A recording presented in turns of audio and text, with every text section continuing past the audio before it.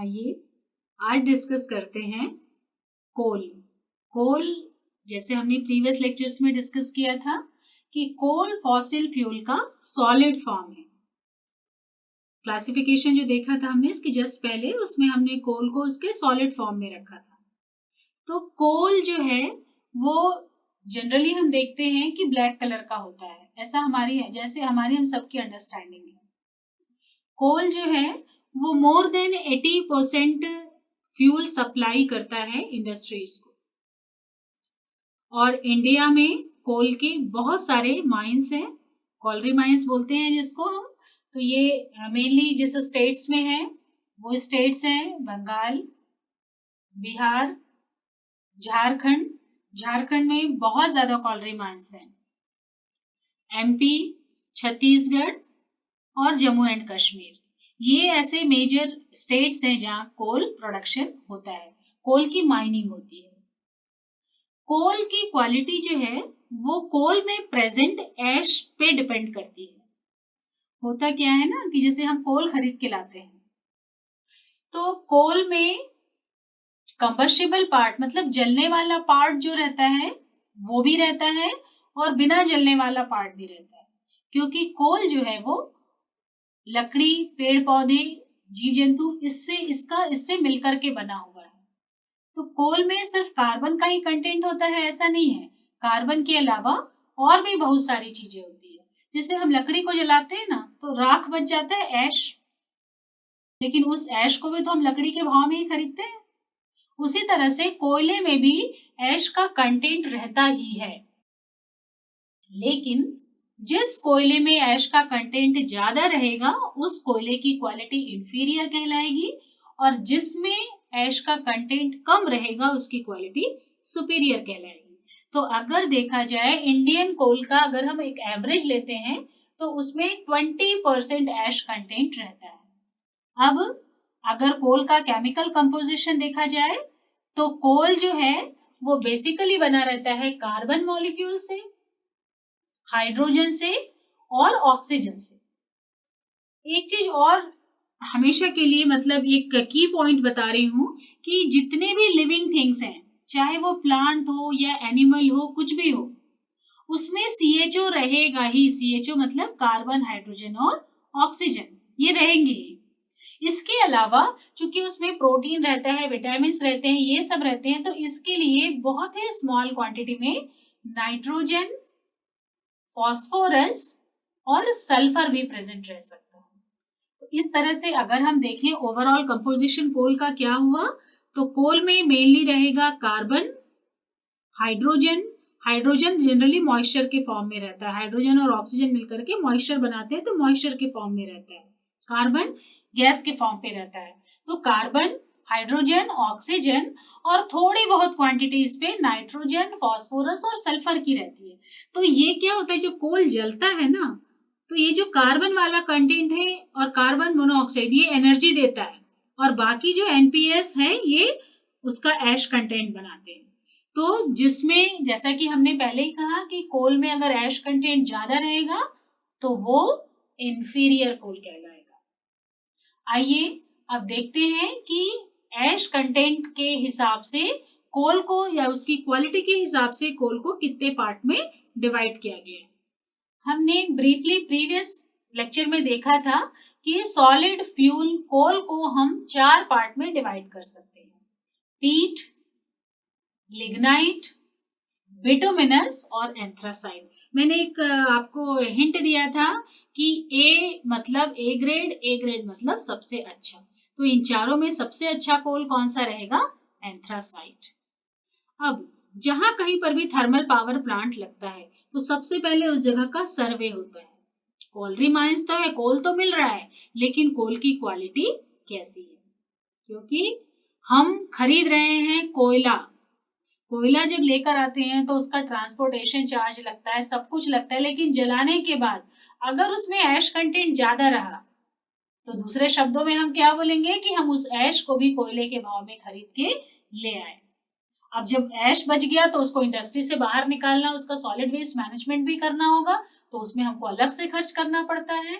इस तरह से अगर कोयले की क्वालिटी अच्छी होती है तो चार्जेस ज्यादा होने के बावजूद वो सही रहता है। लेकिन ऐसा नहीं है कि जिस कोयले में ऐश कंटेंट कम है तो वो कोयला किसी काम का नहीं है, ऐसा भी नहीं है भाई। कोयला तो काला सोना है, वो हर चीज में एक्सेप्टेबल है, हर फॉर्म में एक्सेप्टेबल है। तो इनको अब क्लासिफिकेशन के दौरान हम इनकी क्या यूटिलाइजेशन है, कहाँ यूज होता है, वो सब डिस्कस करेंगे। लेकिन इसके पीट, लिग्नाइट, बिटुमिनेट और एंथ्रासाइट का, इसके क्लासिफिकेशन का main theme percentage of carbon.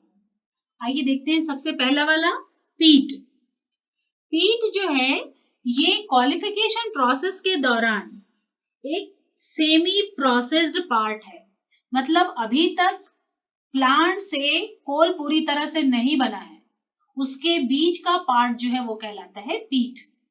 इसलिए इसका कलर ब्राउन कलर का रहता है। कोयले का कलर ब्लैक रहता है ना, लेकिन इसका कलर थोड़ा डार्क ब्राउन रहता है पीट का। पीट जो है वो उसमें जितने भी ऑर्गेनिक मटेरियल रहते हैं वो कंप्लीटली सेटल डाउन या कन्वर्ट या डिकम्पोज्ड नहीं हुए रहते, और नहीं होने के कारण इसका कलर ब्राउन रहता है। और ये फर्टिलाइजर के लिए ज्यादा यूज होता है। फर्टिलाइजर मतलब खाद बनाने के लिए। हम जानते हैं ना कि पत्तियों की खाद बनती है, बायो मटेरियल की खाद बनती है, तो ये भी वही चीज है। पीट जो है वो इसका ज्यादातर यूज फर्टिलाइजर के काम में आता है, और इसमें मॉइस्चर का कंटेंट या पानी का कंटेंट बहुत ज्यादा होता है। अब मॉइस्चर का कंटेंट ज्यादा होगा तो क्या उसकी कैलोरीफिक वैल्यू ज्यादा होगी? उसकी कैलोरीफिक वैल्यू ज्यादा नहीं होगी, क्योंकि आग तो क्वेंच करने का काम करता है। आप देखे होंगे अब आजकल तो घरों से चूल्हे खत्म हो गए, अदरवाइज पहले, या जिन्होंने भी देखा होगा कि जब लकड़ी बहुत ज्यादा जलती है, हवन की लकड़ी हमने देखा है ना ज्यादा जलती है, तो उसको हम थोड़ा सा क्वेंच करना पड़ता है, थोड़ा सा उसमें वाटर डालना पड़ता है, मॉइस्चर डालना पड़ता है। तो जहां अगर मॉइस्चर रहे तो कैलोरीफिक वैल्यू कम हो जाएगी। मॉइस्चर इसमें ज्यादा होता है, वोलेटाइल मैटर का परसेंटेज भी ज्यादा होता है। और याद रखिए जहां वोलेटाइल मैटर ज्यादा रहा तो वो लॉन्ग स्मोकी फ्लेम से जलेगा। कैलोरीफिक वैल्यू इसकी कम रहती है। कैलोरीफिक वैल्यू इसकी रहती है 730 किलो कैलोरीज पर केजी। मतलब अगर हमने 1 केजी बिटुमिनस कोल लिया तो उसको जलाने के बाद 730 किलो कैलोरीज एनर्जी हमको मिलेगी। लेकिन अगर हम बिटुमिनस कोल को एज इट इज ना जला करके उसको अच्छे से ड्राई करके जलाएं तो क्या होगा? उसमें से मॉइस्चर कंटेंट निकल जाएगा, और जब मॉइस्चर कंटेंट निकला तो कार्बन कंटेंट ऑटोमेटिकली बढ़ गया, तो उसकी कैलोरीफिक वैल्यू इंक्रीज हो गई।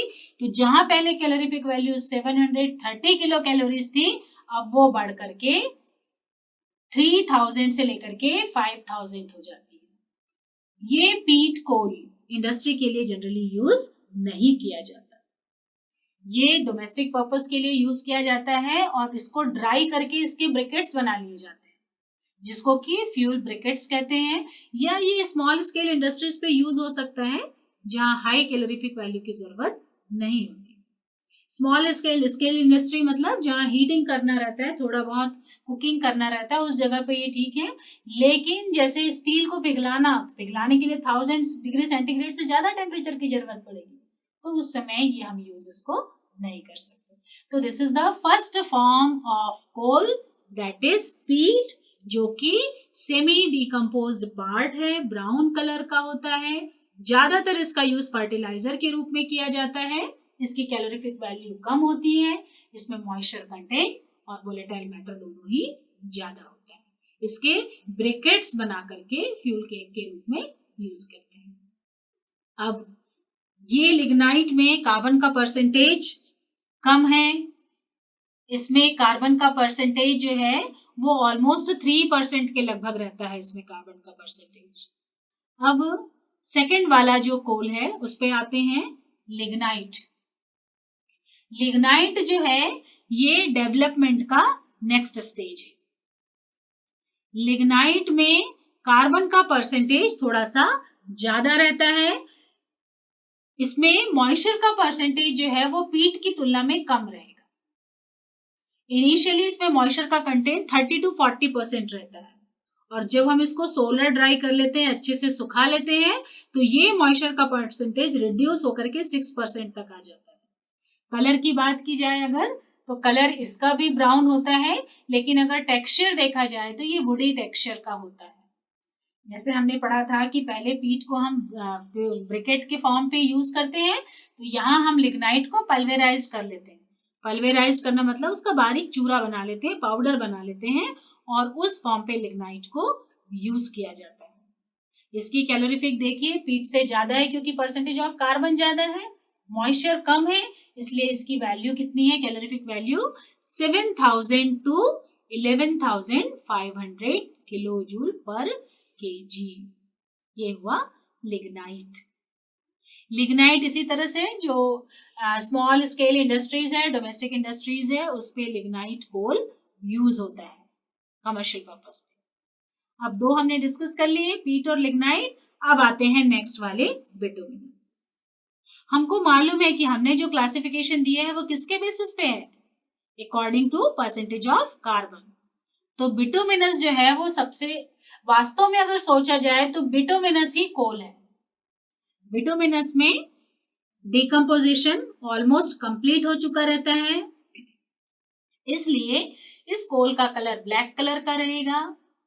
ब्रिटल होता है, टूटने वाला होता है। इसमें प्लांट रेसिड्यू जो है वो विजिबल नहीं होते। जैसे लिग्नाइट में हमने बोला इसका वुडी स्ट्रक्चर रहता है, तो बिटुमिनस में इसका स्ट्रक्चर जो है वो प्लांट की तरह नहीं रहता है, वो रियल कोल के फॉर्म पे आ जाता है, काले रंग का हो जाता है, लेयरिंग स्ट्रक्चर रहता है इसका। इसमें एक खास चीज है कि बिटुमिनस जो है वो केकिंग प्रॉपर्टी रखता है। कौन सी property? Caking property. Caking property क्या है कि जिसमें से हम कोल से कोक बनाते हैं। इंडस्ट्री में कोल इसी तरह यूज नहीं होता है, क्योंकि अगर इंडस्ट्री में कोल चूरे, पल्वेराइज्ड कोल के ऊपर पूरा मिनरल डाला जाए तो वो दब जाता है, और अगर दब गया तो जल नहीं पाता है क्योंकि उसमें एयर सर्कुलेशन नहीं हो पाता है। तो इसलिए उसकी स्ट्रेंथ बढ़ाने के लिए कोल को हम कोक में कन्वर्ट करते हैं।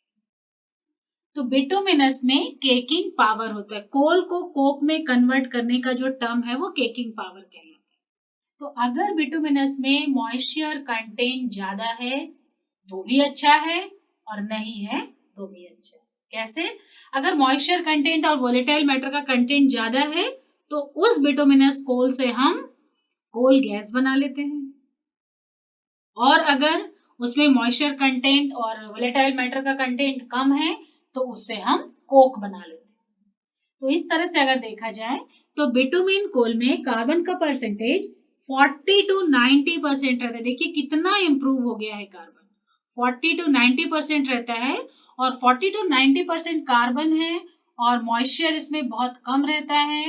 वोलेटाइल मैटर का परसेंटेज 10 to 45% हो सकता है, जिसके कारण कैलोरीफिक वैल्यू का फ्लक्चुएशन देखिए 9500 to 16000 kg पर किलोजूल पर केजी कैलोरीफिक वैल्यू इसकी होती है। बिटुमिन कोल को दो पार्ट में हम डिवाइड कर सकते हैं, लो ग्रेड बिटुमिन और high grade bitumen. Low grade bitumen जिसमें कि कार्बन का परसेंटेज कम और मॉइस्चर का ज्यादा रहता है, और हाई ग्रेड बिटुमिन जिसमें कि कार्बन का परसेंटेज 80 to 90% रहता है और मॉइस्चर का परसेंटेज बहुत कम रहता है। ये है बिटुमिनस कोल। अब बिटुमिनस कोल के बाद सबसे अच्छे कोल की बारी आती है, ए ग्रेड वाली कोल की बारी आती है, जिसका नाम है anthracite coal. Anthracite coal highly demand में। देखिए भैया ए ग्रेड वाले को सभी पूछते हैं, उसी तरह से एंथ्रासाइट कोल को भी बहुत ज्यादा डिमांड है इसकी, लेकिन जिसकी डिमांड ज्यादा रहती है उसकी सप्लाई कम रहती है। तो यहाँ पर एंथ्रासाइट कोक भी कम क्वांटिटी में मिलता है।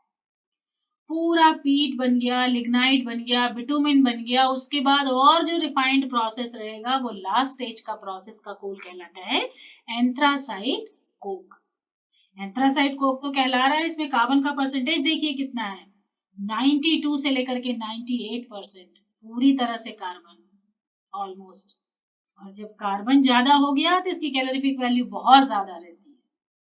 इसीलिए इस एंथ्रासाइट कोक का योग इंडस्ट्री में होता है, स्टील प्लांट में होता है, ब्लास्ट फर्नेस में इसका यूज किया जाता है। और इंडिया में ये जो एंथ्रासाइट कोक है ये ज्यादातर जम्मू एंड कश्मीर में पाया जाता है। और अगर हम फॉरेन की बात करें तो अमेरिका में पेनिनसुला है, वहां का कोक सबसे अच्छा माना जाता है। इवन जो भिलाई स्टील प्लांट है या जितने भी स्टील प्लांट्स हैं, वहां पर मेकिंग के लिए वहीं से कोल मंगवाया जाता है, एंथ्रासाइट कोक, क्योंकि इसमें कार्बन का परसेंटेज बहुत ज्यादा है भाई। जिसमें कार्बन का परसेंटेज ज्यादा है, वोलेटाइल मैटर कम है, तो उसकी हीट भी बहुत ज्यादा रहेगी और लोहे को गलाने के लिए कम कोयले में भी लोहा आसानी से गल जाएगा। इसमें स्मोकी फ्लेम नहीं रहती। जिसमें वोलेटाइल मैटर ज्यादा रहेगा उसमें बहुत स्मोकी फ्लेम रहेगी। आप लोग देखे होंगे जब कचरा जलाते हैं ना, कितनी लंबी लंबी लपट निकलती है। रास्ते में कहीं भी रास्ते से चलते जाओ, समझ में आ जाता है कहीं कचरा जल रहा है। वो क्या है वास्तव में? Volatile matter.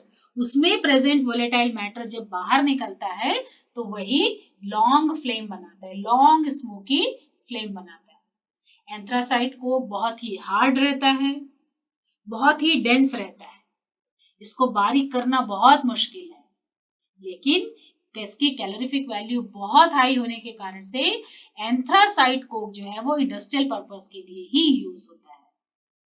कॉस्टली भी रहता है भाई, कार्बन की कंटेंट ज्यादा है तो कॉस्टली भी रहेगा।